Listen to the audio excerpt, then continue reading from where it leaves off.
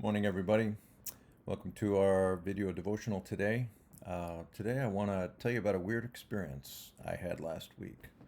Last week, I was actually studying for my sermon for Sunday on the armor of God, and for some reason, a guy came up in my mind that I had grown up with. I didn't know very well. He lived down my street. His name is Warren.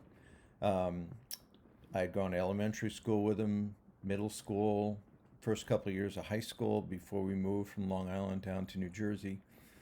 And Warren and I rode on the same bus every day, but he was a nice guy. Really traveled in different circles. Again, he lived just 3 or 4 houses down on my street. But the one remembrance I have of Warren, if you asked me who was he, I would say he's the guy that every day at the bus stop and every day at recess, he would be jump roping with the girls. I was into sports at the time.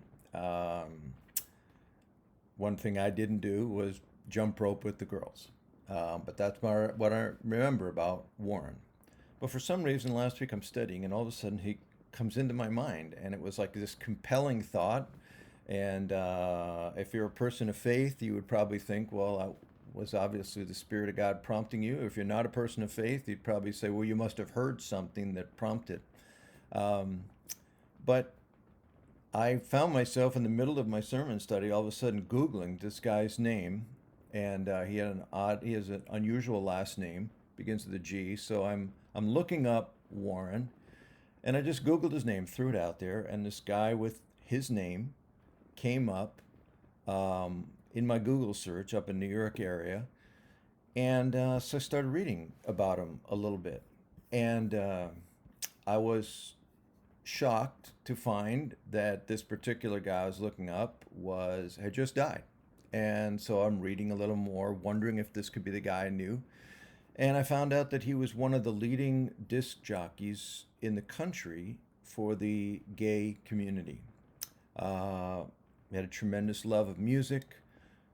They talked about his joy in it was like a craft for him, disc jockeying, all these events for people, and how much he loved to make people happy through these things. And then I noticed his age, and it was exactly my age. So now I'm getting more interested. Maybe this is the guy. And the Warren I know. So then I noticed as I'm stalking him through Google and various places that he made a statement, and he said, right after he got out of high school, he went to Syosset, and he said it was the town next to our town, and he went to his first gay dance experience at party. Well, Syosset is the town right next to my town. I grew up in Hicksville, New York, Long Island. So now I'm feeling like this is my guy. This is the guy. This is Warren, my Warren. 3 houses down, 4 houses down. And then I continued to read, and I was shocked to find out that when he died, he was living in the very house 3 houses down from mine. His parents had died, and he was now living there later in his life, and he'd passed away there. And so now I was really interested because I felt like this is a guy I kind of knew, and I read about him, and I read what people had to say about him.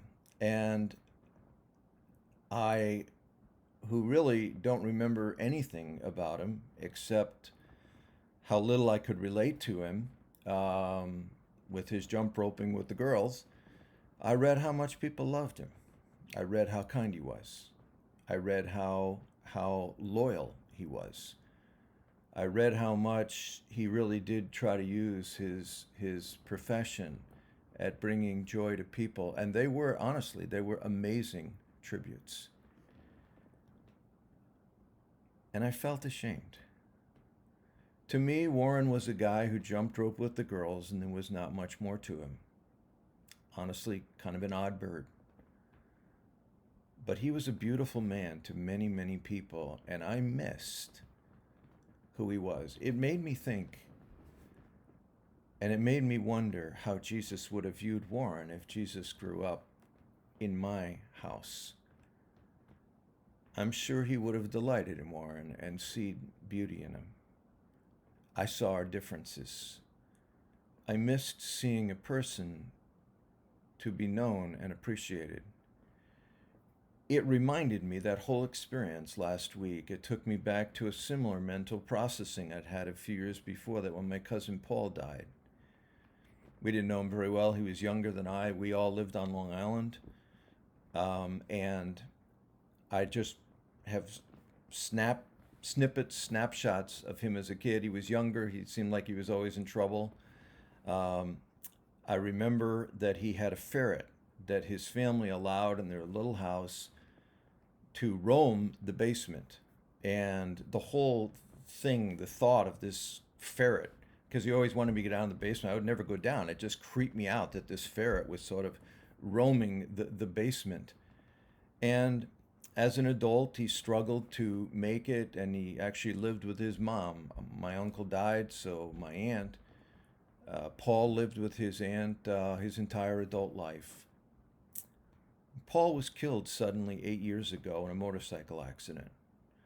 My sister and I went up to the funeral on Long Island, and I was shocked to see the congregation at the funeral for this very old Lutheran church. Out of the 45, about maybe 50 at the most, people that were there, at least 30 of them were bikers, motorcyclists, hardcore, guys and girls, totally tattooed, black jackets, chains, rough, coarse, heavy voices, the kind you hear of somebody who has spent years smoking. And then after the funeral, they all came down to the church basement for the reception with us. And my sister and I sort of got pulled in with the group, and they told story after story after story about Paul. They loved him.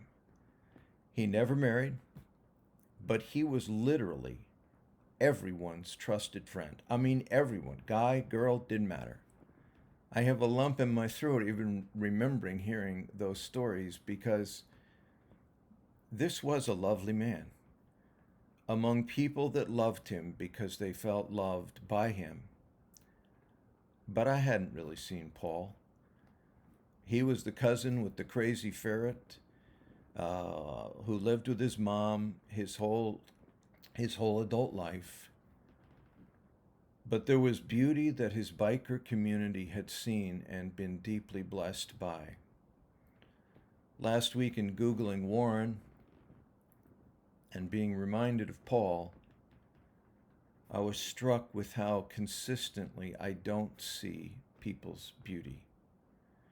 I see the things that make them different from me. Jesus sees their beauty, and Jesus feels safe and welcoming to people. It's why he was criticized for being a friend of tax collectors and sinners. And the word sinners there means notorious sinners, prostitutes, thieves. He hung with those people, and he felt safe to them. And they were very, very different from him. Whether people are in the gay community or the biker community or the evangelical church community, I think they are very similar. They're broken people. They're people with blemishes, sins, and flaws, but they're beautiful to God. He never made a person and said, "Oh, shoot, I screwed up on that one." But it's so easy to not see their beauty in others, isn't it? It is for me. I'm hoping today I look differently at people I run into that are different from me, who walk in different circles, maybe do life with different values and priorities. Father, help us to see their beauty, not their blemishes, not their differences, just like you did and do with us. Thanks, guys. Have a great day.